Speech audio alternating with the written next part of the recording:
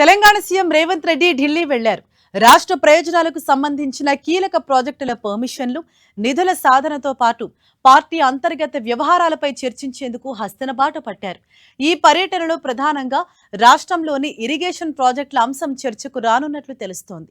Godavari, Krishna బేసిన్లలోని pending ప్రాజెక్టుల క్లియరెన్స్లు, కేంద్రం నుంచి రావాల్సిన నిధులు, అంతర్రాష్ట్ర జల వివాదాలపై కేంద్ర పెద్దలతో సీఎం ప్రత్యేకంగా భేటీ కానున్నారు.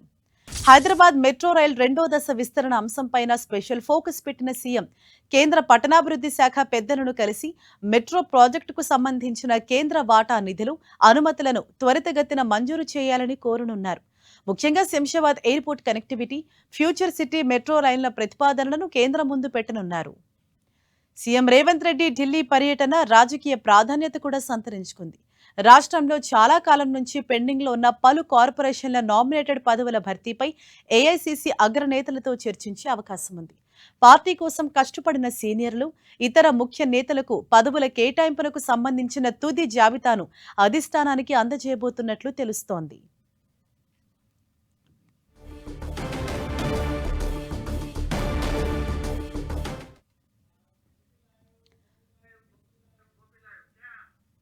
రైట్, సీఎం రేవంత్ ఢిల్లీ పర్యటనకు సంబంధించి మరిన్ని అప్డేట్స్ అందించేందుకు ఢిల్లీ నుంచి మా ప్రతినిధి గోపి మనకు అందుబాటులో ఉన్నారు. రైట్ గోపి, ఇవాళ సీఎం రేవంత్ ముఖ్యంగా కేంద్ర ప్రభుత్వ పెద్దలని ఎవరెవరిని ఆయన కలుసుకోబోతున్నారు, ఆయన పర్యటన వివరాలేంటి?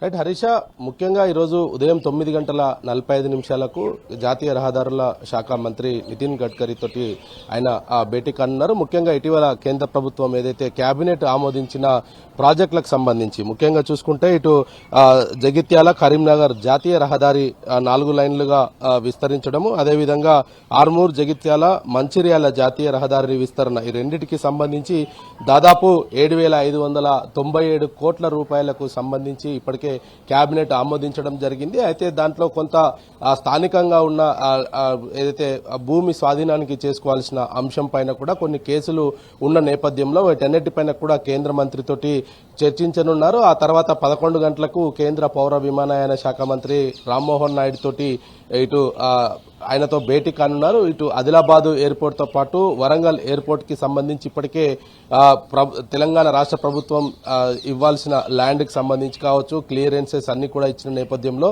ఆ పనులను వేగవంతం చేస్తూ వాటిని త్వరలో ప్రారంభించేందుకు అన్ని రకాల చర్యలు తీసుకోవాలంటూ కూడా ఆయన కేంద్ర మంత్రి రామ్మోహన్ నాయుడు తోటి చర్చించనున్నారు. అనంతరము ఇటు కేంద్ర పట్టణాభివృద్ధి శాఖ మంత్రి మనోహర్ లాల్ ఖట్టర్ అపాయింట్మెంట్ కూడా కోరడం జరిగింది. ఇంకా దానిపైన ఒక స్పష్టత రావాల్సి ఉంది. ఇటీవల జరిగిన మెట్రో రైల్ రెండవ దశకు సంబంధించి ఇటు కేంద్ర రాష్ట్ర ప్రభుత్వాల మధ్యలో కుదిరిన ఒప్పందానికి సంబంధించి ఎస్బీఐని మరొకసారి ఇటు ల్యాండ్ సంబంధించిన అంశము, ప్రాజెక్టు వాల్యూ, ఇతర అంశాలపైన కూడా రీవాల్యుయేషన్ చేయాల్సిందిగా కూడా కోరడం జరిగింది. దానికి సంబంధించిన అంశం పైన కూడా ఆయన కేంద్ర పట్టణాభివృద్ధి శాఖ మంత్రి అపాయింట్మెంట్ కూడా కోరారు. మరి అది కూడా ఈ రోజు మధ్యాహ్నం వరకు ఖరారయ్యే అవకాశాలు కనపడుతున్నాయి. ఇక పార్టీకి సంబంధించిన అంశంలో చూస్తే కనుక ఇటు అనేక రోజుల నుంచి కూడా పెండింగ్ లో ఉన్న నామినేటెడ్ పోస్టుల భర్తీకి సంబంధించి కూడా కేంద్ర పెద్దలతోటి ఆయన చర్చించి అనుమతి తీసుకుని వాటిని కూడా ప్రకటించేందుకు ఇటు మల్లికార్జున ఖర్గేతో పాటు రాహుల్ గాంధీని కూడా కలిసే అవకాశం ఉందనేది కూడా కొంత సమాచారం ఎంత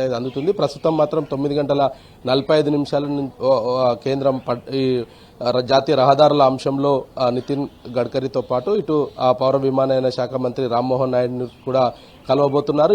ఇటీవల రాష్ట్రంలో జరుగుతున్న పరిణామాలు, ఇతర అంశాలు, ప్రాజెక్టుల పెండింగు, కేంద్రం నుంచి రావాల్సిన నిధులు, వీటన్నిటిపైన కూడా కేంద్ర మంత్రులతోటి చర్చించనున్నారు. తెలంగాణకు సంబంధించిన అంశంలో కేంద్రం ఇప్పటికే ఈ ప్రాజెక్టులకు వ్యయానికి సంబంధించిన అంశం కావచ్చు, ఆ నిధుల విడుదలకు సంబంధించి కూడా అనేక సార్లు కూడా ఆయన కేంద్ర మంత్రులను కలిసిన సందర్భంలో విజ్ఞప్తులు కూడా చేయడం జరిగింది. మరి ఈ రోజు కూడా ఈ ఇద్దరు కేంద్ర మంత్రులతో పాటు మరికొంతమంది కేంద్ర మంత్రుల అపాయింట్మెంట్స్ అయితే ఆయన కోరడం జరిగింది.